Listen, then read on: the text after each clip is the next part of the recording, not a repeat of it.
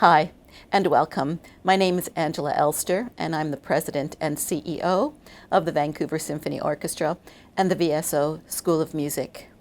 To say that the last 2 years have been a wild ride would be an understatement. But it's also been a time for creativity, innovation, taking risks, coming together, finding compassion and kindness. And here we are now at the VSO and the VSO School of Music with live concerts, live music lessons, and the extra icing on the cake, which is a digital platform. It's an exciting time in our sector. It's an exciting time, I think, for the whole world to come together to understand that the power of music came right up through the middle of COVID and said, I am your counterpoint. I bring people together. I bring joy. I elevate the spirit, and I heal the soul. And what better time for all of that than the holiday season? And the VSO has determinedly focused on bringing joy through traditional Christmas concerts, and then coming up Friday, December 10th, and Saturday, December 11th, with the VSO Pops concert starring the iconic, our very own special superstar, Dee Daniels. Welcome, Dee. Thank you so much. Thank you so much. This is such an honor. I am a tremendous fan. I always have been. And that adoration of your musicality, of your essence, of your presence was firmly established when you took the risk of performing with your VSO during the pandemic. And, you know, with a very small orchestra on stage and plexiglass barriers and masks. And there you were in that beautiful gown, and you just radiated passion, emotion, and joy. So thank you for that. Oh, the pleasure's all mine. You're so kind. Mm-hmm. So kind. I appreciate just the that. Truth. Yes.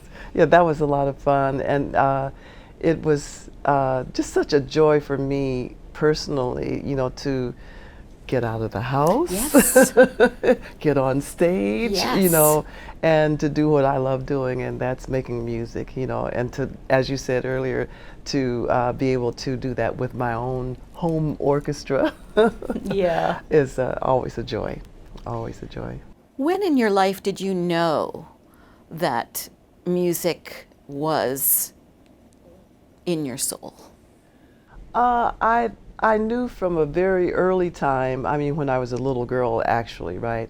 But I didn't know until I had graduated from university that it would become a career. Mm-hmm. You know, I mean, I always had music in my life. I grew up in church. My stepfather was a Baptist minister in California, and any Black Baptist ministers that had children, at least one was going to be in music somehow, and I was the one. So yes, it's always been a part of me, but yeah, not until I was out of university that I realized this was truly the passion that I wanted to devote my life to. Your calling. My calling. Your calling. So was it through the church that you found music? That's where it began, right? And it wasn't until I was in university that I started working with a couple of bands, you know, and we were just doing the local club scene and so forth. And I said, I kind of like this, you know. I'm having fun. I kind of like this, but I was still really passionate about art then, so I went ahead, got my degree in art. And it wasn't until I began teaching at one of the high schools in Seattle that the calling got louder and louder. And through just various circumstances that I'm very grateful for, I ended up singing with a band on the weekends. And it was just maybe 4 or 5 weekends before I said, okay, this is it. This is what I really, really want to do.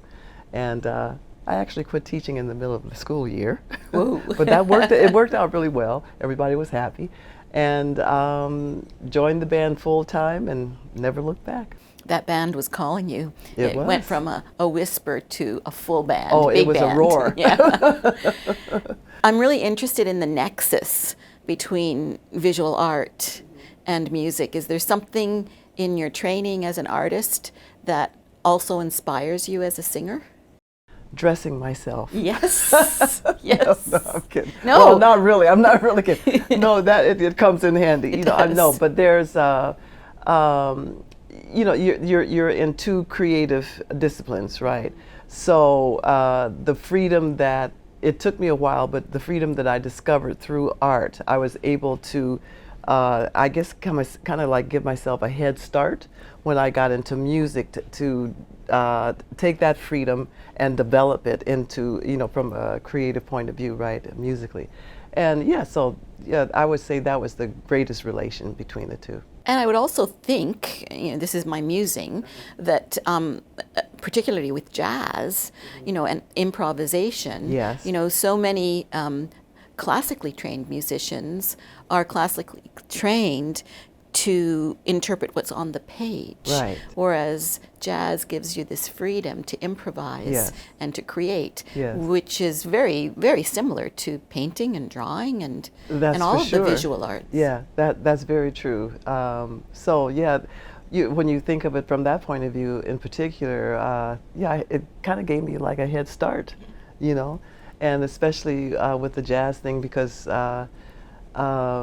one of the I didn't start out as a jazz musician though. I started out with a rock and roll band, right?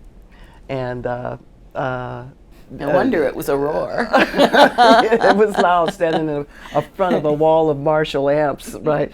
But so jazz for me was an evolution. But what really attracted me to it and just got me really involved in it was just that part of the improvisation, the expectation actually to improvise, to be creative, to be spontaneous in the moment, and it opened up a whole new world for me, and being able to express myself, to become a storyteller, as it were. That's wonderful. And that artistic flair, that ability to curate, how does that influence how you curate your concerts? So I'd like to know a little bit about the selections you've made for these concerts. Well, for these concerts, I love Christmas. Me I love too. Christmas carols, And one of the things about the songs and the arrangements that I'll be doing this weekend are several of the arrangements are by Jeff Tyzik, who is my mentor in the pops world, right? And Jeff has he's the master when it comes to pops arrangements, right? And so they give me freedom to interpret, but also at the same time maintaining the integrity, of the melody and so forth. And I'll be doing a few other songs too. One is by a man that I met it's been almost 20 years ago in Nelson, BC of all places. I was there to do a vocal clinic at Selkirk College, and he was a professor there at the time. His name is Gilles Parentou, and Gilles arranged Ode to Joy in a way that I've never heard anything like it before. And he asked me to sing on this, and we recorded this, I don't know, maybe 10 years ago, right? And he just did it because he wanted to do it and could do it, and it was an experiment for him, this particular kind of arrangement. So for the first time, he and I will be hearing this arrangement, and I'll get a chance to sing it live this weekend, right? That's so exciting. Yeah, I'm really excited about it because it's so different. Right, but as I said before, we honor, the melody, but we just kind of gave it just a little bit more, I would think that Beethoven would be quite pleased with that. Well, I certainly hope so. You know, Ode to Joy, my goodness, what an appropriate time to be bringing those lyrics Yes. and that melody to the public. How have the last 2 years been for you? Interesting, Yeah. to say the least. You know, I have to be honest and say that in the beginning, it was nice to have some time off because it was just wild and crazy, you know, just a lot of traveling and so forth. So it was kind of nice to be home. And then when I realized that I was going to be home a little bit longer than I had anticipated, you know, I went through the to-do lists, you know, for the things I wanted to do around the house, and got through that. And I said, oh, okay, what am I going to do now? And I said, well, I'm a musician, I'm a composer, and I'm just going to write, you know. And that writing took the form of becoming a CD.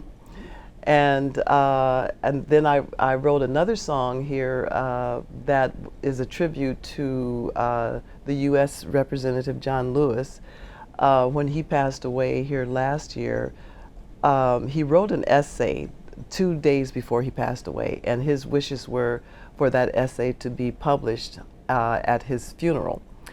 And that particular day, he passed away on July 17th of last year, and his celebration of life was on the 30th of July. And all over across the internet, you know, there were different internet rags and newspapers and stuff that had excerpts from this essay. And the New York Times was the only paper that had the full essay. So I just came across, I don't even know what news agency it was from, but there were just 5 sentences of excerpts. And I was so moved, so inspired by this that I seriously immediately went to my piano and I composed this song that I call Let Freedom Ring. And I ended up recording it, then we made a video of it, and I had an opportunity to perform it with the VSO. And actually, I'm going to slip that one in. Yay. Because it is a song of hope, and that's beautiful. What we want to end this year and begin the new year with. And so yes, I was actually pretty busy during that time with recording, with writing, you know. And it sounds like it was a time for your creativity to emerge. I couldn't believe how, I just got so actually immersed in it, you know, unlike times before, you know, and you had all of this time and no interruptions, you know, and you can just be, you know, and create. And for me, from that point of view, it was wonderful. You know, yes, I did miss performing live, you know, but, you know, you do what you have to do, right? And well, you're back performing live now, and we are so lucky to have you here. One of the elements that I feel very passionate about with the VSO is that it's the only orchestra in Canada and a few handfuls in the world that have its own music school. And, that's right. You know, for me, that is such an opportunity to demonstrate the VSO's commitment to community engagement and to fostering a love of music, not only for the next generation of emerging artists, but the next generation of music lovers. And it seems to me that there's a synergy here, that you care about teaching, that you care about learning, and that you care about this next generation of music lovers and musicians. Am I correct with my assumption? You are absolutely positively correct. Yes. For about 6 years, I was on the advisory board for the Lionel Hampton Jazz Festival. And because of that, it was a festival that was educational based, you know, as an educational kind of festival.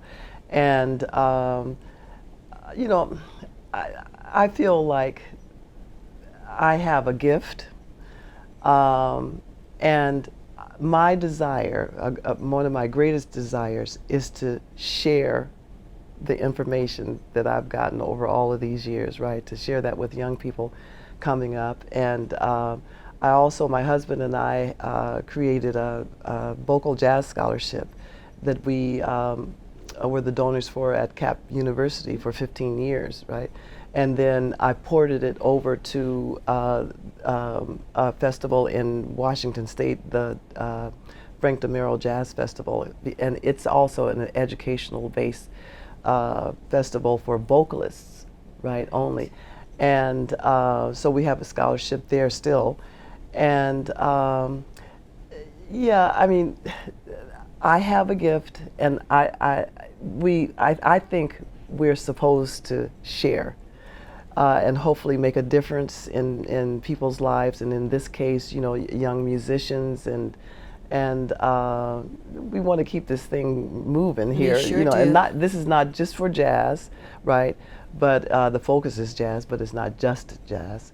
And yeah, it brings me so much joy. You know, I've conducted workshops and master classes abroad, around Canada, the United States, a lot of different places, right? And I love it, as I love teaching as much as I love performing. I mean, I just love it.